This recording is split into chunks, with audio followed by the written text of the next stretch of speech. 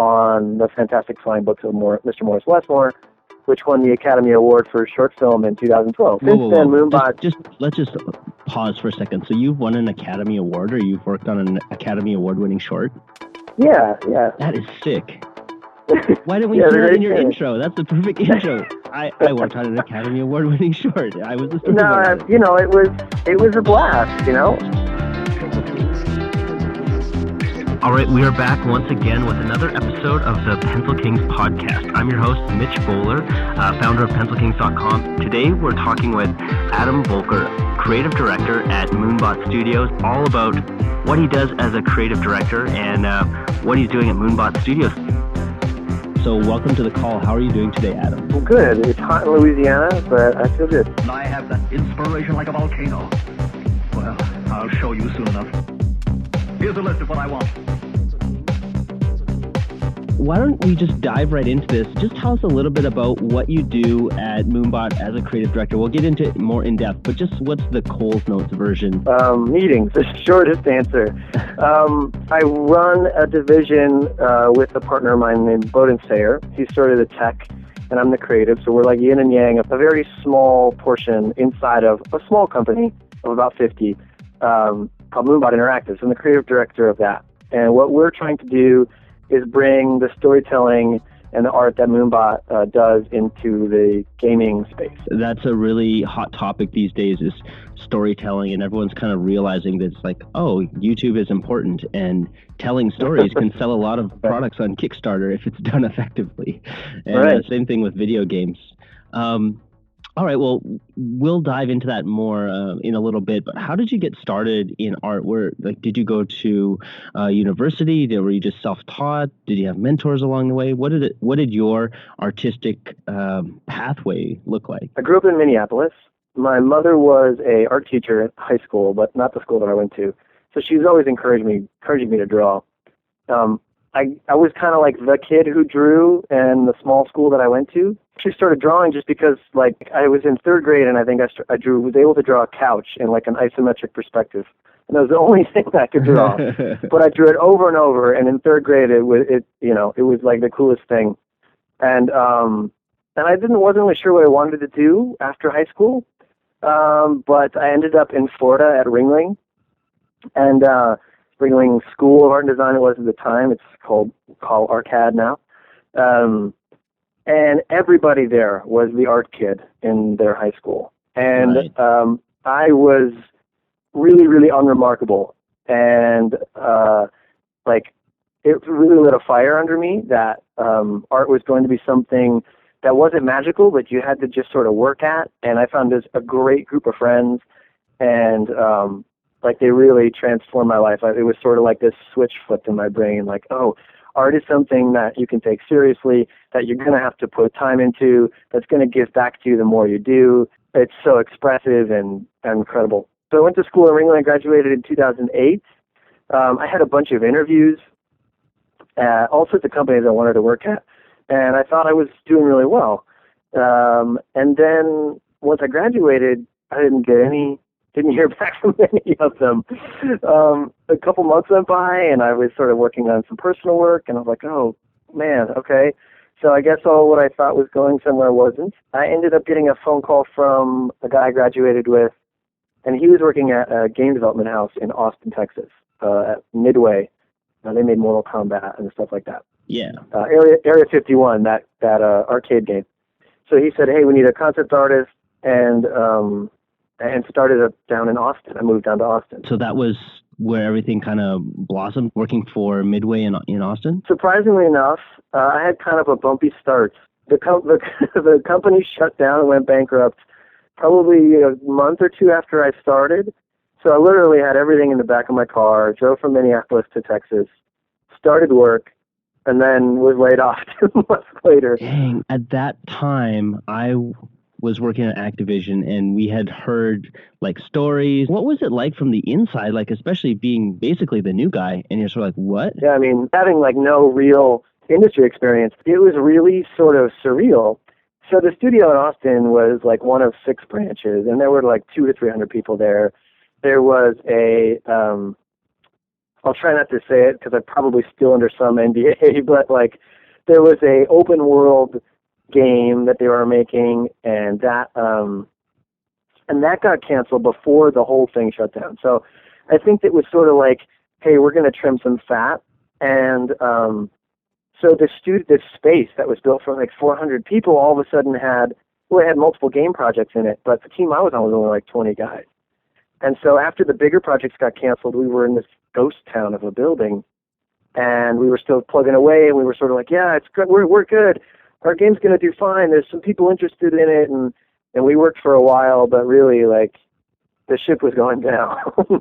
Right. And it was really unfortunate because the team was a great team, and the idea was really cool. And I don't know if the directors of the game are still working on it somewhere, or if it's been released under a different name or whatever. I never followed up, but I mean, it was spooky because luckily there was a safety net in Austin. It's a fairly large development community. So, you know, there are places like Vigil. Well, actually, that's shut down now, too. Or, man, all the ones that are coming to mind are now gone. Junction Point was the Disney Interactive Studios, not there anymore. There's BioWare, EA BioWare, which is actually where I ended up for, as a contract position. I got to work on, as a concept artist on their Star Wars MMO. Nice. And those guys were really great. And I can't speak highly enough of some of the guys I met in both studios. And like I said, there's a really strong community in Austin. So most of the Midway guys ended up with jobs, but it was super surreal to just kind of watch it crumble because I grew up playing Area 51 and Mortal Kombat and Rampage and even like Cruisin' USA at the arcade. Yeah. And so to see a studio like that go down was kind of surreal. I'm just going to tell a story. I'm not sure if it's factually accurate or not, but what I heard had happened was that so Midway was going down, and like they sold for like it seemed like a ridiculously low amount of money. I forget what it was because they had so much debt. So this guy, he bought the company for a low amount of money. He took on all the debt, but then what he had were all these IPs that he could sell off. And the guy that bought the failing Midway actually did pretty well piecemealing these IPs off, like, you know, Mortal Kombat. What is Mortal Kombat? Right. You know, being an artist, there's a lot of business things that seem to go over my head. But when somebody explained to me how this happened, I was like, oh, okay, it makes sense. Like, yeah, it was a bad situation, but somebody was still able to like kind of turn it around and turn it into a win. And the reason why I wanted you to tell a little bit or to hear your story a little bit about that is because I've never personally had that happen, but I know a lot of friends have had like very similar stories where, you know, their game they go into work one day and it's like, that's your last day of work. It's kind of, you know, crazy up and down. And I think, you know, a lot of people listening, they're aspiring artists and they don't really realize how much uncertainty there can possibly be. But if you're in your 20s, I mean, you can bounce back pretty good, I think. Yes, yeah. Let's change gears a little bit here and tell us about your role as a creative director. In the beginning, you said it's meetings, but I know there's something cool. There's something. It's not just meetings. Actually, to give you like the abridged version, one of the interviews that I had that didn't pan out was with a guy named Brandon Oldenburg, and he worked at Real Effects at the time. But he said, there's a guy in Shreveport named William Joyce. He does children's books and movies, et cetera, et cetera. He needs some help on his book. Would you like to move out there? So I did, and Bill was working with DreamWorks directing the Guardians of Childhood. What did it end up being called? Rise of the Guardians, the DreamWorks movie, and he was making a children's book as well. So it was him and I in his studio for the first 3 months, just oil painting on the children's book, which is now out, called The Man in the Moon. And in the middle of that, Brandon and Bill were like, well, we're been talking about starting a studio. And so they did, and I just sort of like got absorbed into the creation of that. The first thing we wanted to make was a short film, sort of like a calling card. The business was going to say, if we make this short film, we'll be able to shop around the idea of working with us to any potential clients or whoever, because we'll have a piece of art that we created that'll demonstrate all of our best qualities.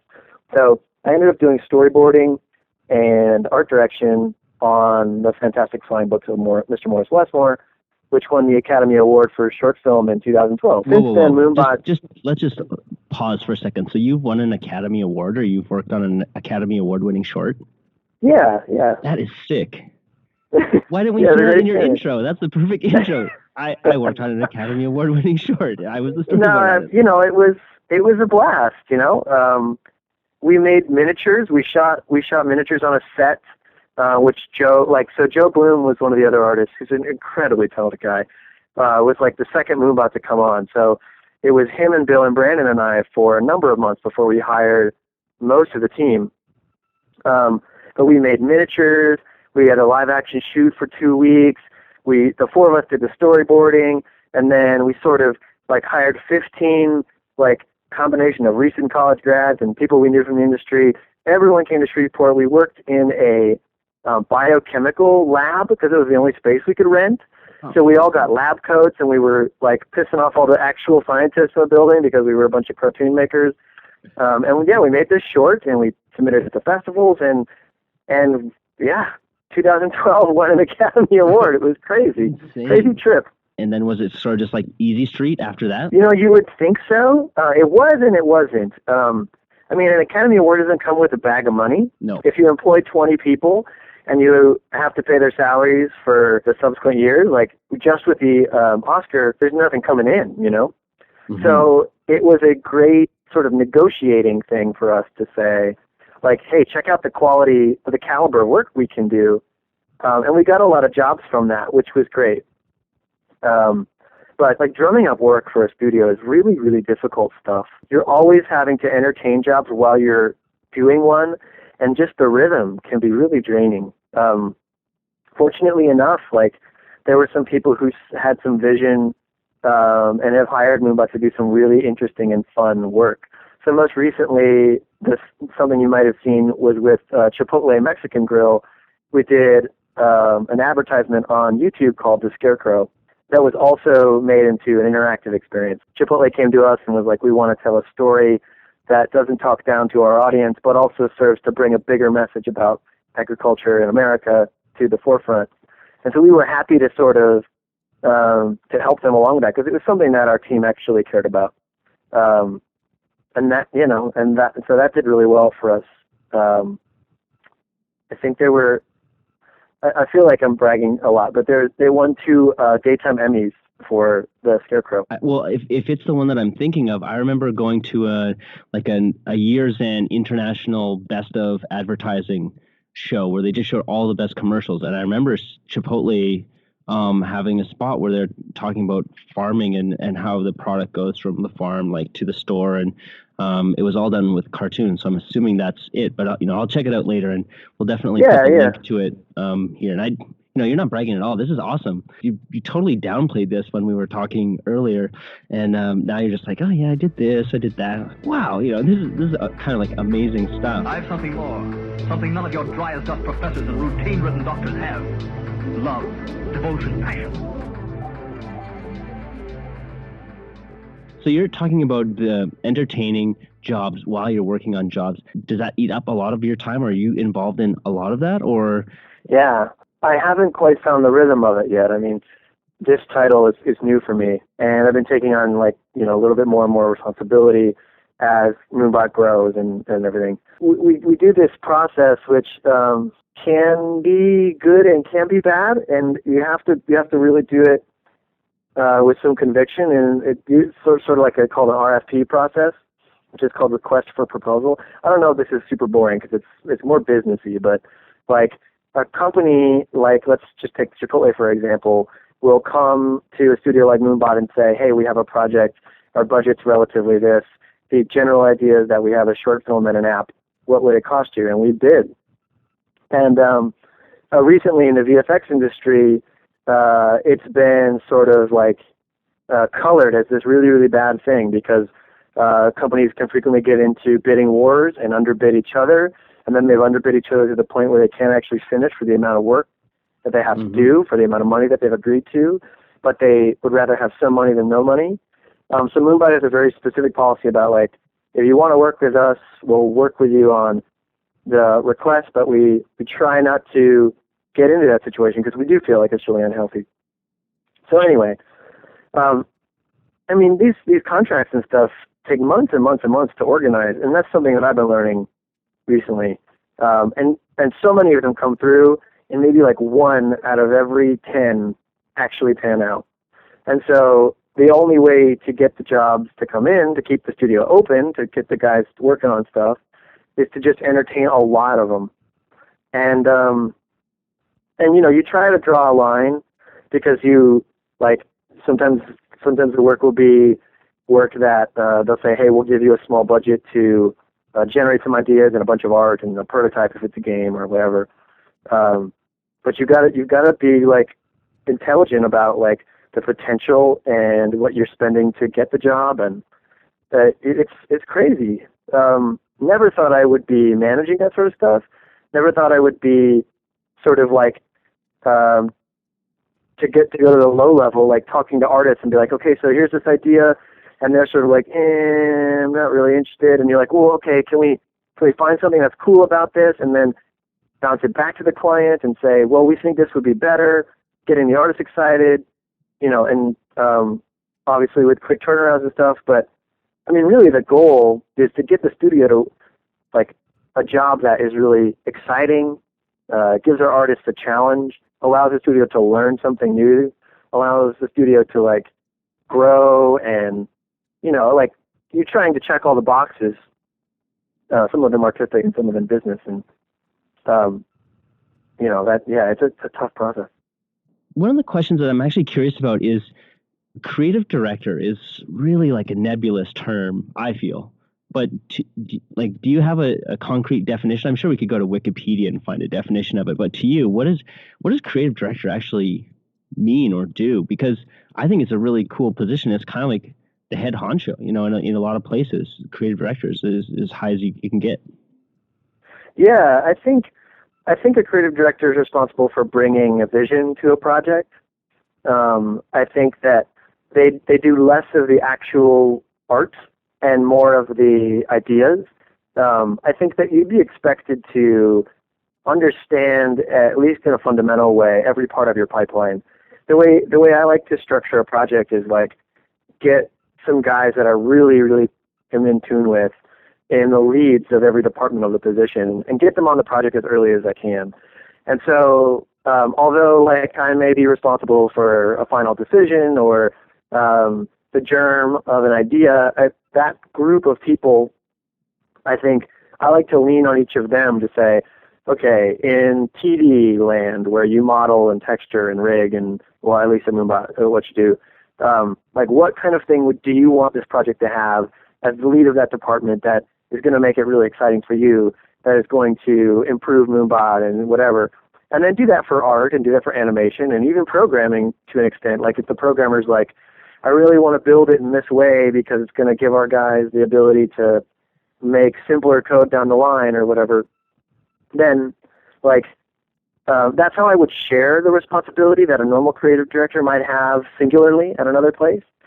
But it's, I guess, like, in the producer speak version of it's like a very high level position where you're thinking more about scope and team size and production schedule and budget and platforms if you're making a game, or maybe distribution method if you're making a short film. It's sort of like business/arts. I'm always leaning towards the art side of it more if I can, but, you know, there's a hole to fill at the studio if no one's doing the business part, so I end up having to take those responsibilities on as well. I think that was a great explanation for it, that it's, you know, you're sort of straddling this line, and it's a lot of working with other people. I think the interperson skills and the communication skills are extremely important, as well as, you know, basically being an all-around badass and very organized person to handle all this input from multiple directions and being able to motivate people and keep things moving forward. What's the future of Moonbot? The studio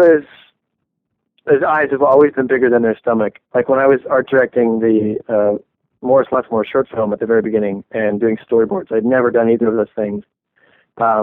And we had never started the group who started the studio has never started a studio. So every job I've had at Moonbot has been like, hey, we haven't done that before, but we want to. Okay, cool, figure it out. And we sort of, you know, we sort of either do or we don't, or we have a fun time on the way.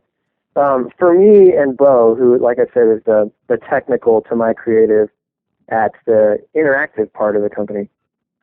For us, it's about gaming on consoles, and it's sort of like I think that the line between mobile development, like apps in the iPad or tablets, more appropriately, and like PC gaming and console development is starting to blur. The line is starting to blur. But for us, we think that we can get more people's time in the living room than we can on a mobile device, because mobile gaming is sort of more like 5 minutes of gameplay loops, whereas if you're sitting on a couch and you've got a bigger screen, and it's just better real estate for us as artists to be on. There's just more, and so that's appealing. But the studio also, I don't know how much you know about the studio, but we currently make children's books. We release a handful of those a year that the artists pair with Bill to do or write on their own. We make short films, and we're trying to get into feature film development. I think that's official. I think that's online somewhere, so it's okay for me to say. But like I said, like our eyes are always bigger than our stomachs. We're not even 50 people yet, and that includes administration and everybody. So we're not we don't currently have the staff to make our feature film, but we're drumming up a bunch of concept art and writing scripts and all this sort of stuff. And the same in the gaming space. We make apps just like we make short films, but we're trying to get into this larger console gaming space. It's just about finding the right idea, getting some money behind it, and then staffing up and crossing our fingers. How old is your studio? We hired the bulk of our crew in June 2009, or maybe it was 2010. 4 years, about, give or take. I think it's amazing how much growth you've had and how much success you've had. And I'm on the site here, and you guys look like you're still growing like crazy. Now hiring animator, now hiring artist, story editor. Right. If you're in the LA area or you're looking to relocate, check out Moonbot. We should specify that LA is for Louisiana. We are in the middle of nowhere. We are in Shreveport, Louisiana, which is where one of the founders of the studio grew up. But we have to say that often, because we're not in the big hub in Los Angeles. We're out in this 300,000 person southern town of Shreveport. This all makes sense now, and that's totally my bad for just hopping on LA. And I was like, I've lived in LA. I haven't. Shreveport sounds familiar, but maybe it's like a part of LA that I haven't been to yet. Sure, Shreveport, LA makes sense, but yeah, it's definitely Louisiana. For you creatively, what's super exciting to you? Is it the consoles and just the real estate that you were talking about before that you're going to be afforded using that medium? Or is there something else that's really driving you these days for the future that you're excited about personally? I think for me, art is about communicating. Art is about trying to find something that you can't say with words, but you can say in art. Whether that art is like a painting or a comic book or a video game. And I'm really, I'm working on writing my own comic book stuff, and that's a lot of what, the Tumblr that I have has been about, is, trying to find a style that I'm going to draw that in.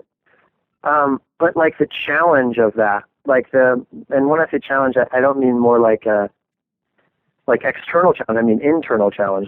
Can I challenge myself to be honest about the things I want to relate to people with, and the stories that I want to tell, and that sort of stuff. And that's what is going to make art forever exciting to me. Is because I did recently with Joe Bloom, the other artist I mentioned earlier. We did a gallery show in Shreveport recently. And it's not a big place to do a splash, make a splash in the gallery scene, but we both had a really great time just taking paintings that we were doing anyway and seeing if people connected to them. So, I don't know, artistic, the challenge is always to relate to somebody, to get somebody to, look at what you made and say, oh, yeah, I totally get it, or I hadn't thought of that before, or I'm really moved by your interpretation of this thing that I feel. That's what it's all about to me. And any place I can do that. is like what gets me all fired up. Awesome. I think that's the perfect place to end this interview. But before we do that, Adam, where can we find your work? You mentioned your Tumblr, but where's the best places to get in touch with you? And then I think we should also, if there's a specific place on Moonbot, we should also throw out that URL as well. Sure. So the Tumblr is Volkertron. If you search that at all, you'll get my blog, which is kind of dead now, but the Tumblr is the place to find the work that I'm updating. Like my personal email is volkertron@gmail.com. And that's just VOLKERTRON @gmail. And then if you want to email me at Moonbot too, that's fine. It's just adam@moonbotstudios.com. And it's funny because sort of intuitively you're bringing up like that we've talked about the studio so much. And I think it's just because having been there before it was a studio and knowing everybody there, even, from CEO, from top to bottom, CEO to receptionist, personally, like I feel like it is a strong part of my identity as an artist. I'm fortunate to have that. I can only relate to when I was in a smaller studio and it was growing, and it was so much fun. Like, yeah, I still would love to have, somewhere where we had Friday beers or a rap party for something, but everything is virtual right now, and at least for us at Pencil Kings. So yeah, I'm envious, and I'm sure you have a lot of fun. And I guess if somebody is in the Louisiana area, I would hit up Moonbot, see if you can sneak in there for an internship or something. It sounds like a really cool place to be. Yeah, we're happy to have you. All right, well, that's it for this episode, and we will be back on next Wednesday on the Pencil King podcast. So thanks for listening, guys, and I'll talk to you soon.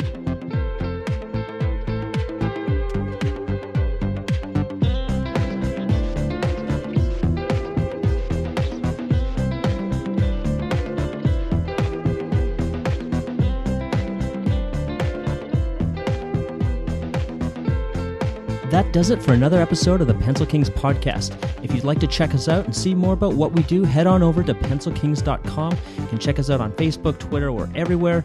And, well, that's it. See you guys soon.